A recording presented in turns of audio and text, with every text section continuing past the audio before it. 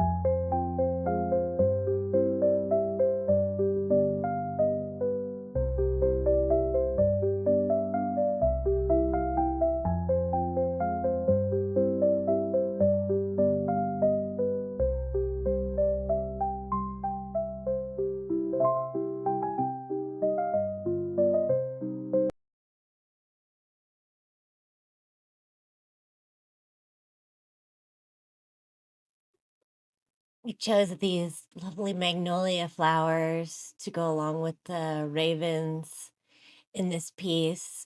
Now you can watch me how I kind of blend the pictures into, or the decoupage into the scene and make it all look a little more like one. You're still going to see the edges of the papers a lot of times. It's not like it melts in unless you're using something like a napkin, but that's the beauty of the collage, is that it has a very handmade look and there's a lot of texture to it. I really wanted to use the magnolia flowers, and I think that I got all of these images on Temu. They do have quite a lot of nice kind of witchy woman goth. You can look up all those types of words and key phrases when you're looking for decoupage paper. It'll lead you to some of these images and these products. But the magnolia flower and trees, they hold a really diverse symbolic meaning.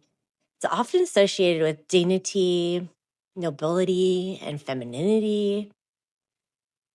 The flowers are also linked to purity, love, and beauty, and can symbolize a love of nature and strong connections. So these are all things that I want to infuse into my artwork with that Gothic look and that Victorian nature. A lot of the specific symbolism can vary based on cultural context and color, but generally magnolias are seen as elegant and powerful symbols.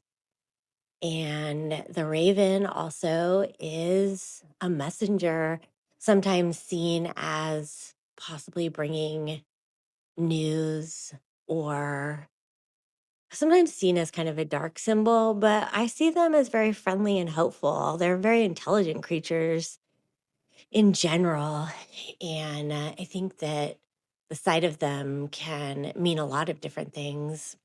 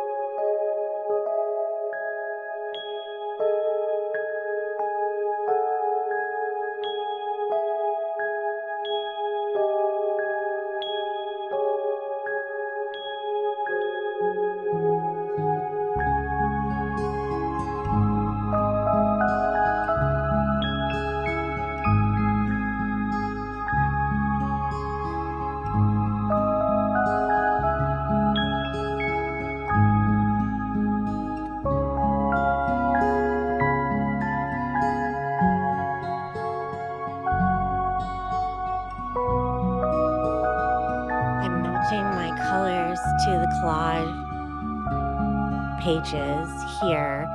And as you're dry brushing and highlighting these molds, you don't want a whole bunch of paint on your brush. You're just going to want to get some on there and kind of quietly highlight the tops of them, leaving the darkness so that you have that really nice contrast still there for you. Now, let's see. For the bottom, I went ahead and painted that all with chalk paint. That's metal and glass, and I glued that glass piece there.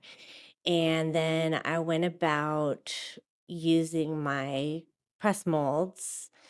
These are silicone molds that are easy to press the air dry clay into. And all you need to do to get them to release easily is put some cornstarch kind of with a brush and feather it around in there.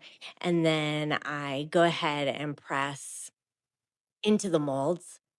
And I think you're seeing little doggies in the background peeking around. I babysit and board dogs at my house, so you'll frequently see my dogs as well as lots of other dogs. I probably should do a little thing at the end of each video to introduce different dogs. Because everybody likes to see dogs, right? I love to see dogs. So this is me, of course, gluing this thing down with the tacky glue. I thought the tacky glue is probably going to be fine for this project because that piece is fairly heavy. And I think you'd have to knock it pretty hard to move the glue. So I wasn't too worried about whether you tilt this piece or move it around once it's dry because it's pretty heavily like stuck in that place. So therefore, I am gonna anytime I can not have to use a really stinky, smelly glue or have to touch a real toxic glue. So the Eileen's tacky glue is really my favorite to use if I can get by with it. But it is, it's a little bit milder glue. It doesn't bond as heavily as some of the more highly chemical ones. So here's me going ahead and making kind of like a little tube, drinking some of my wine, of course, because wine is a big part of my creative process sometimes. We all need a couple glasses of wine every now and then while we're working. So pushing that kind of long piece of clay into the mold. And the tacky glue that's looks like a layered icing on a cake right now. I put that on the edges because that's gonna glue my um, piece of air dry clay to that because I want those pieces of air dry clay to dry onto the piece. The air dry clay does shrink a lot and will warp and do all kinds of different things. So if it dries on there, it will as the glue dries, it tends to all shrink kind of at once. There is going to be some cracks still in there, so I will go back in and fill those in a few days once that's dry, but this gives me the best chance of this looking like molding, more so than any other type of molding you could put on there, or if you were going to try to craft something. And you can see how I can mold the edges to it to make it look all like one piece.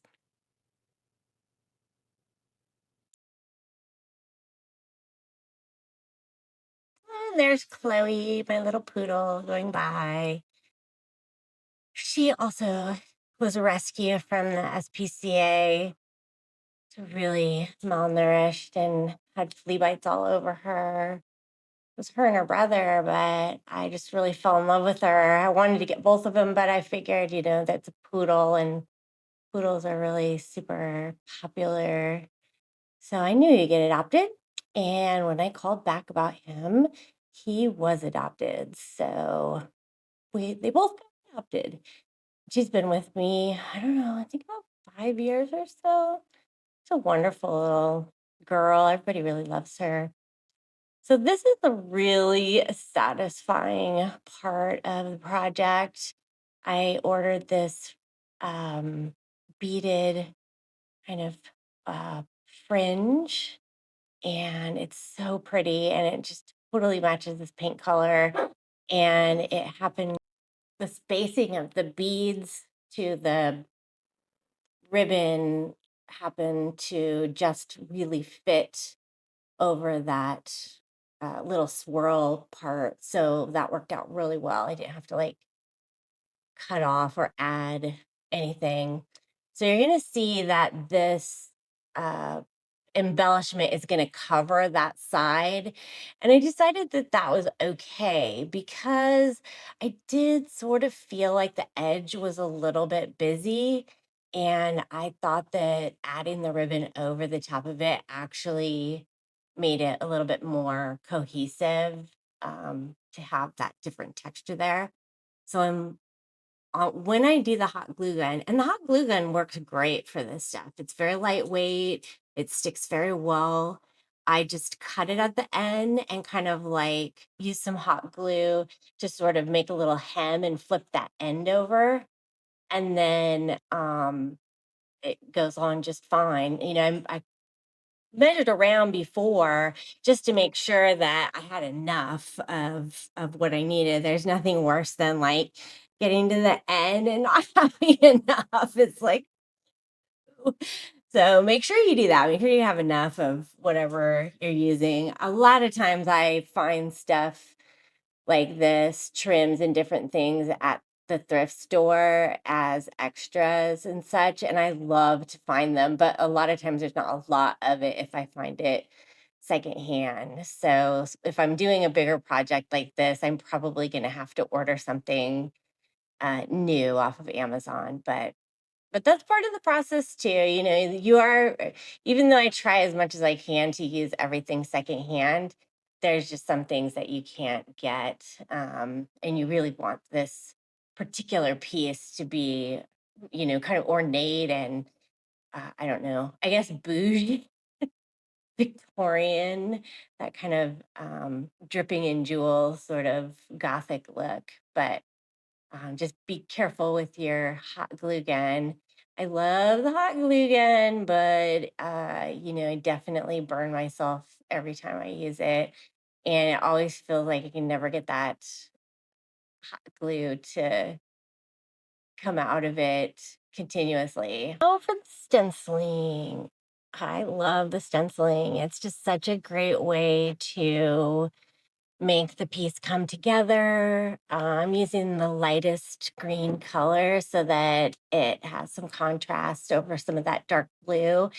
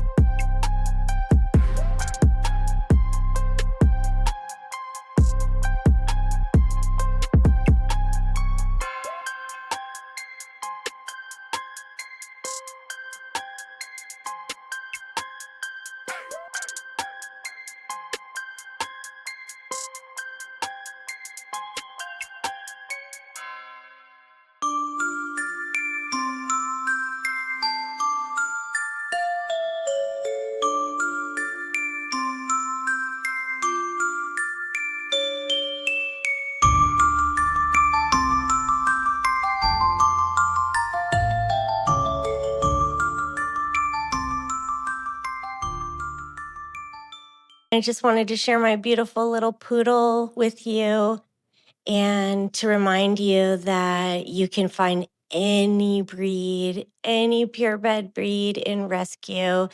100%. You just need to take your time and look and get on some lists. There's just no reason to buy from people that are choosing not to be good to animals in puppy mills. So please, please do so. Love you guys. Bye.